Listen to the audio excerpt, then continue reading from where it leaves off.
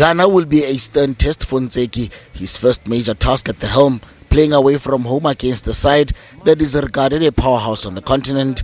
His first match was against Mali, a side that has players who have the same characteristics as the Black Stars.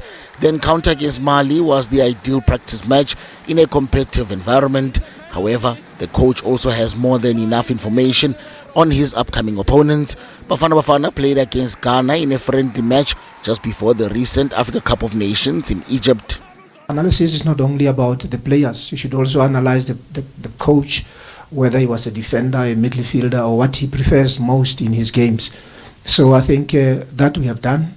We are still continuing, getting more clips on Ghana, so that when you go to the match, we'll have the confidence and the belief to say the team is well prepared mentally, tactically, so that we can execute our plan and hopefully get maximum points.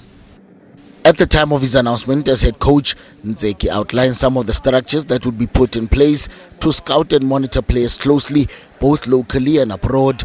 Although the coach seems to have confidence in the players he has selected for the next 2 games, he expressed the challenge of not having a video analyst that would be able to collect player data. If ever we are talking of a scouting team, the selection of the team is not only going to be about the coach. The selection of the team will be based on the criteria that we are using to select players coming into the national team. So that I think it will make life much easier, so that we can accommodate the best that we have in the country. Meanwhile, the SABC and the South African Football Association took the opportunity to officially address the broadcast rights deal that was concluded a few weeks ago. The deal includes all international matches within the borders of the country, the Women's League, and all finals of developmental tournaments. The focus was on what is good for the country. We do have a public mandate to ensure that we broadcast and promote sports of national interest.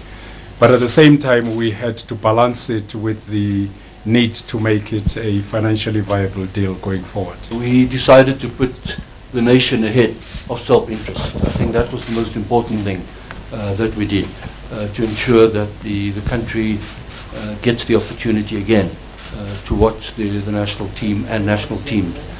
The figures of the broadcast rights deal were not divulged. Hlanthi, SABC News, Johannesburg.